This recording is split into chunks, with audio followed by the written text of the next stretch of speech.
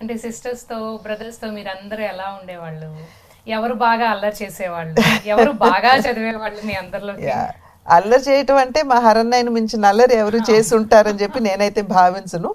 మొండి అల్లరి అనమాట అది. ఒక సందర్భంలో మా మావయ్య విశ్వేశ్వరరావు గారు అని చెప్పి మాకు మా వదిన శాంతి గారు అని ఉన్నారు, వారి తండ్రి గారు.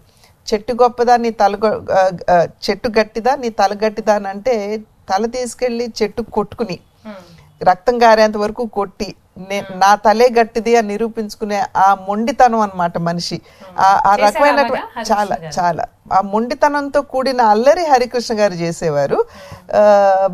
బాలకృష్ణ అంటారా, ఆయన నాన్నగారు సినిమాలు చూడటం, వెంటనే చూసిన వెంటనే ఇంటికి వచ్చేసి కృష్ణుడు వేషం వేసినట్టయితే తను కృష్ణుడుగా ఇంట్లో వ్యవహరించడం, అదేవిధంగా ఏదన్నా ఒక గట్టి పాత్ర ఏమన్నా నాన్నగారు చేశారంటే అది ఇంటికి వచ్చి దాన్ని అనుకరించడం, ఆ రకంగా డైలాగ్ చెప్పేవాడు. ఆ రకంగా బాలకృష్ణ అల్లరి ఉండేదన్నమాట.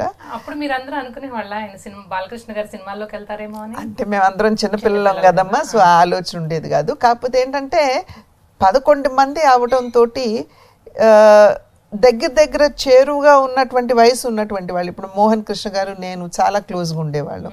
హరన్నయ్య నేను నెమ్మకూరులో పెరగడంతో నాకు హరన్నయ్య తోటి ఆ చొరవ ఎక్కువగా ఉండేది. ఏదన్నా కొంచెం ధైర్యంగా వెళ్ళి ఆయనకి చెప్పగలటం. సాధారణంగా ఏంటంటే కొంచెం గంభీరంగా ఉంటారు కాబట్టి ఒకంత వెనకడుగు వేసేవారు అనమాట ఆయనతోటి ఓపెన్గా మాట్లాడటానికి. బట్ నాకు ఆ చొరవ ఉండేది హరన్నయ్య తోటి. సో అట్లాగూ వయసుల వారీగా చిన్న చిన్న గ్రూపులుగా మేము ఇంట్లో ఉండేవాళ్ళం. బట్ దట్ వాజ్ అది wonderful time I must say. So అందరిలోకి మీరు హరికృష్ణ గారికి క్లోజ్? హరన్నయ్యకి బాగా క్లోజ్గా ఉండేదాన్ని. అట్లాగని చెప్పి నాకేమైందంటేనమ్మా 11 మందిలో నేను ఐఎమ్ ద 6th చైల్డ్, 6వ బిడ్డ అనమాట. సో మధ్య. సో అందుకని అటు పెద్దవాళ్ళతోటి ఇటు చిన్నవాళ్ళతోటి కూడా మెలగవలసి వచ్చేది.